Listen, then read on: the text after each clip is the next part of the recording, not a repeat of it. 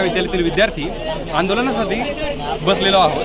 हे आंदोलन अधिकाधिक तीव्र करण्याचा आमचा मानस आहे, कारण पशुधन पर्यवेक्षकांना अतिरिक्त अधिकार देण्यात येत आहे आणि दुसरी गोष्ट BSc आणि AH पदवीधर उपलब्ध असताना सुद्धा पशुधन पर्यवेक्षकांना बढोतरी देण्यात येत आहे। हे आम्हाला मान्य नाही। जर आमच्या मागण्या मान्य नाही करण्यात आल्या तर हे आमचे आंदोलन आणखी तीव्र करण्यात येईल।